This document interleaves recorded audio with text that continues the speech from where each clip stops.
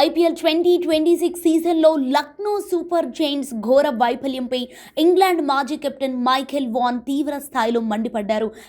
హేమీలతో కూడిన లక్నో మేనేజ్మెంట్ను విమర్శించిన ఆయన హెడ్ కోచ్ జస్టిన్ లాంగర్పై ఫ్రాంచైజీ త్వరలోనే వేటు వేయనుందని జోస్యం చెప్పారు. హెడ్ కోచ్గా లాంగర్, గ్లోబల్ క్రికెట్ డైరెక్టర్గా టామ్ మూడీ వంటి దిగ్గజాలు ఉన్నప్పటికీ మైదానంలో జట్టును సరైన దిశలో నడిపించడంలో వారు పూర్తిగా విఫలమయ్యారని వాన్ ఎండగట్టారు.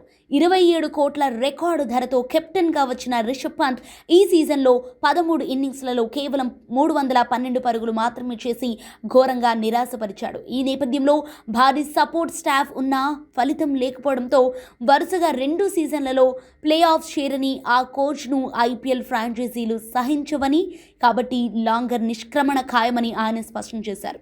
పంజాబ్ కింగ్స్ చేతిలో ఎదురైన 10వ ఓటమి తర్వాత లక్నో శిబిరంలో విభేదాలు బహిర్గతమయ్యాయి. టామ్ మూడీ ప్రెస్ కాన్ఫరెన్స్లో మాట్లాడుతూ కెప్టెన్సీ ఒత్తిడి వల్లే పంత్ బ్యాటింగ్ దెబ్బతిందని, భవిష్యత్తు కోసం జట్టు నాయకత్వంలో సమూల మార్పులు అవసరమని పేర్కొన్నారు. అలాగే జస్టిన్ లాంగర్ సైతం పంత్ ప్రదర్శనపై బహిరంగంగానే అసంతృప్తి వ్యక్తం చేశారు. కేవలం 4 విజయాలతో పాయింట్ల పట్టికలో అడుగున నిలిచిన లక్నో జట్టును చూస్తుంటే మేనేజ్మెంట్ వ్యూహాలు ఎంత దారుణంగా విఫలమయ్యాయో అర్థమవుతుందని విశ్లేషకులు భావిస్తున్నారు.